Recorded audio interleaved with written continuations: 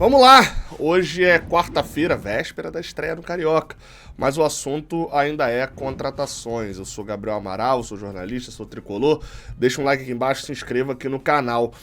O Fluminense acertou a renovação do zagueiro Davi, né? Davi Alves, zagueiro que formou ali uma dupla de zaga com o Luan Freitas, naquela galera que se deu muito bem naquela geração, ficou marcada.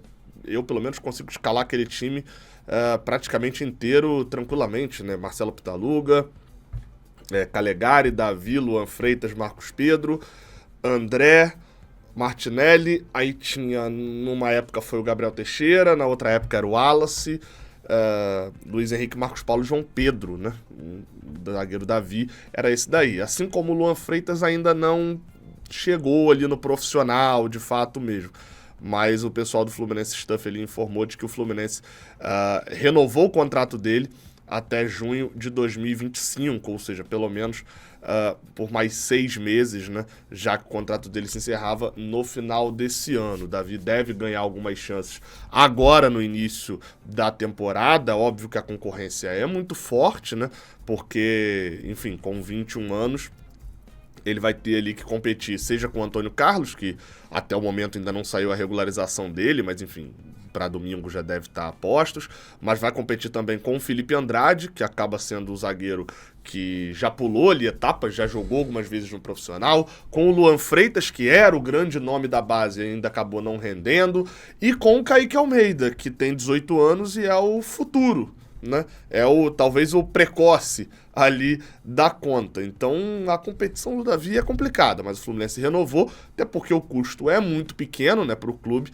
E aí, obviamente, se ele despontar aí nesse ano, não tem um contrato já vencendo no final do ano. Roda a vinheta do Giro de Notícias, que já a gente volta com Gabriel Pires, Terãs e Gramado do Maracanã.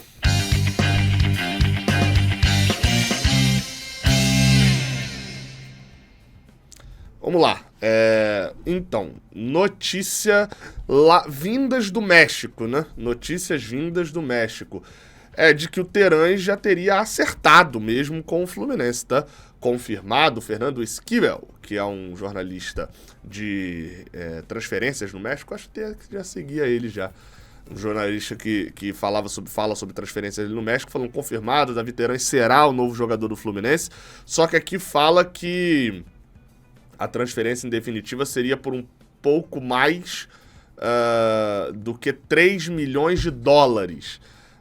3 milhão de dólares, né? Com bônus já incluído. Aí isso aqui é um detalhe que a gente vai falar. O acordo com o agente ou com o jogador ali, né? Para os próximos 3 anos. A gente vai falar já sobre esse acordo, porque aqui a gente fala de 2 milhões de dólares, né? Enfim. Então, sobre Davi Terãs, outra informação que a gente tem também, aí essa mais confiável, até porque é daqui, é nosso, é do Vitor Lessa, que ele falou até no vídeo dele lá que ele lançou, de que o Terãs, o staff do Terãs já confirmou de que a negociação está ali muito perto de ser fechada e tem uma reunião prevista nessa quinta-feira, que é inclusive no dia do jogo do Fluminense, para poder selar o acordo ali com o Pachuca, a tendência é que o Fluminense acate a exigência mexicana, enfim, tudo aquilo que a gente já tinha comentado também no último vídeo. Então o cenário do dia 16 era esse aqui, e agora no dia 17, lá pelo México, já se fala em Terãs como jogador do Fluminense. Até a foto utilizada aqui pelo Esquivel foi isso. O que a gente pode falar aqui também? 3 milhões de dólares. Provavelmente tem bônus ali em relação ao Terãs, né? O Fluminense está pegando por 2 fixo, né? Dado, juntando as notícias ali, deve ser isso. O Fluminense está pegando por 2 fixos e deve ter 1 milhão de bônus ali que você vai incluir. Terãs é campeão da Libertadores pelo Fluminense, um exemplo. Terãs faz 20 gols na Série A.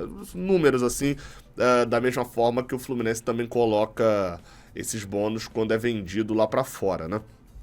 Então, enfim, o Fluminense está comprando parte do Davi Terãs, uma parte ainda fica com o Pachuca, e isso, uma vez Uma vez isso foi dito a mim, inclusive, pelo próprio Mário Bittencourt, lá atrás, acho que em 2022, 21, por aí, quando ainda falava comigo aí.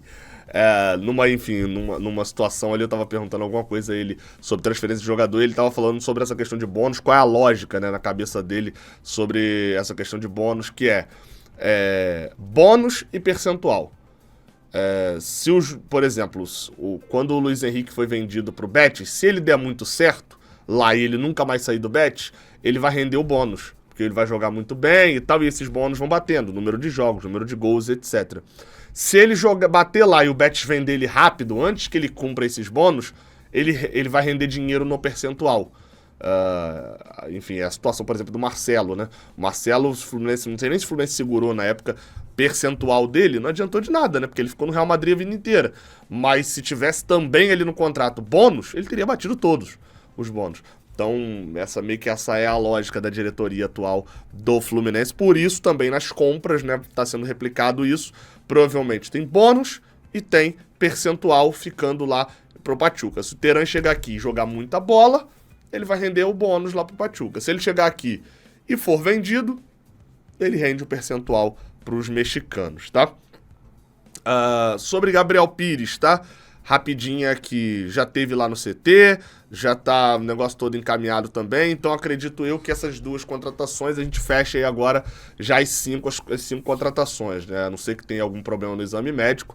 Felipe Alves, Antônio Carlos, Davi Terãs, Gabriel Pires e Renato Augusto, a gente já dá mais como certo. O Léo Chu, não temos ainda novidades, pode ser que tenhamos nesta quarta-feira, ao longo do dia. E ainda sobre o Gabriel Pires, rapidinho, porque eu tive até que editar aqui pra poder botar, sobre salário, né? A gente viu recentemente na matéria do jornal A Bola, né, o jornal lá de Portugal, que ele recebia 1 milhão de euros por ano, mas ele custava ao clube, né? Que é o que importa. Dane-se quanto o jogador recebe. Quero saber quanto que custa pro clube. Cerca de 2 milhões de euros, ali mais ou menos, era o que o Benfica pagava a ele por ano. Isso se você fizer um cálculo básico ali de padaria mesmo, botando dividido por 12, né, dividir isso por 12, e botar vezes 5,5, que seria mais ou menos o valor do euro, você vai encontrar algo em torno de 900 mil reais por mês. Então era mais ou menos isso que ele recebia no Botafogo, tá? Enfim, uma fonte também me falou que era em torno de 800 mil reais que ele recebia lá no Botafogo. Ele tá assinando por 3 anos com o Fluminense, recebendo no salário, e é importante falar isso, no salário, algo em torno do mesmo valor. Aliás, perdão, da metade do valor, 400 mil reais por mês. Esse é o salário dele no Fluminense. Qual que é a questão que eu ainda não consegui apurar? É se esse valor ele compreende luvas. E por que eu vou... Já que eu tô abrindo aqui alguns bastidores, também dá pra poder falar. Quando o Fluminense acertou com o Cris Silva, eu falei com uma fonte da diretoria do Fluminense na época, que me disse que o salário do Cris Silva em si era muito baixo. Não vou lembrar agora valores, até tenho isso anotado, mas não preciso ser tão preciso aqui agora. Mas tipo assim, o salário do Cris Silva era 150 mil reais por mês. Baixo, né? Baixo pra jogador. Mas o custo dele seria de 400 e poucos mil reais por mês, porque teria o custo da aquisição. Dá para poder levar a mesma lógica do Gabriel Pires, porque às vezes o salário dele está sendo reduzido pela metade, contrato mais longo, mas tem que lembrar que ele está rescindindo com o Benfica e está assinando com o Fluminense.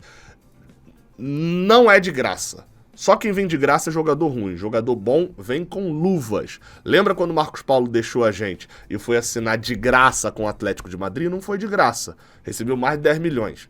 Então, assim, Gabriel Pires deve estar recebendo alguma coisa. E aí o salário é 400 mil e aí mais um valor de luvas em cima disso.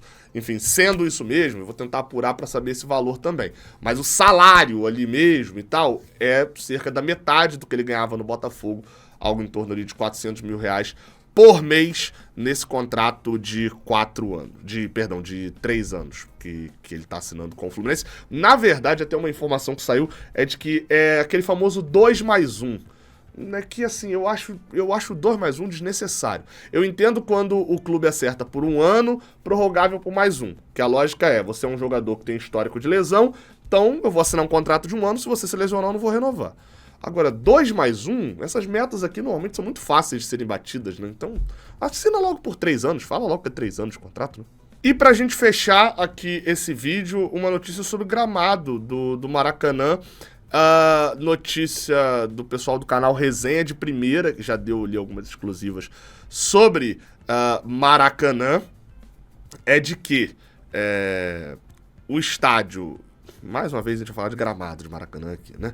Mas o Flamengo assinou um contrato com a Greenleaf, que é uma empresa que já cuidou do gramado do Maracanã lá atrás, enfim, o Flamengo assinou esse contrato ali junto com o Fluminense, mas quem assina é o Flamengo, a gente já sabe como funciona. A lógica lá passada pelo pessoal do canal Resenha de Primeira é o seguinte: a Greenleaf tem uma sede aqui perto, em Saquarema. Eles compraram lá uma área, estão ajeitando uma área, que são 2 gramados de Maracanã, essa área com grama, para poder, algo que inclusive já foi feito lá em 2013 também, de levar a grama pro Maracanã. Então eles vão plantar e pro ano que vem, no caso para 2025, a ideia é essa área ter 4 áreas de gramado. E aí essas placas de grama vão ser trocadas 4 vezes ao ano. Ou seja, adiantaria esse processo. Eu não sou especialista em grama, nem como capim também, né? Então, para ser especialista no sabor. Mas, enfim, eu não tenho esperanças mais do Maracanã, tá? Parece que todo ano a galera senta e fala bem assim, cara, qual nova tecnologia que a gente vai pegar para inventar que vai resolver o problema do gramado do Maracanã?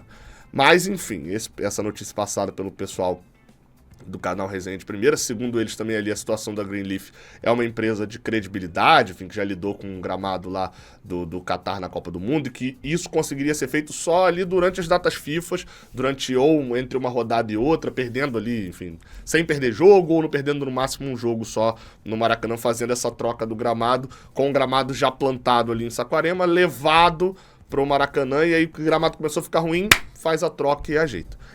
Eu vou repetir aqui, a informação deles é essa. Eu não levo, não é nem que eu não levo fé na informação deles, a informação deles provavelmente está certa. O que eu tô falando eu não levo fé que isso vai resolver o problema. Mas torço que resolva, porque lá em 2013, eu até achei uma matéria da época, de que lá em 2013... O próprio diretor da Greenleaf falou, olha, a gente faz o gramado da Fonte Nova, a gente faz... O problema não é o gramado do Maracanã, o problema é nada, o problema é a quantidade de jogo que tem no Maracanã. Na época jogava Fluminense, Vasco e Flamengo lá, e o Botafogo ainda jogava nos clássicos também. Depois o Botafogo teve que jogar um período ali por causa do Engenhão e tal. A quantidade de jogos. E agora continua sendo. Nenhum estádio do mundo suporta 80, 90 jogos por ano, pô. Que é mais ou menos o que tem no Maracanã, se você considerar Flamengo, Fluminense, mais alguns clássicos do Carioca, mais finais do Carioca se os dois não chegarem, mais Vasco pedindo pra jogar e tal. Mas vamos ver como é que vai ser, tá? Tamo junto, até a próxima, valeu!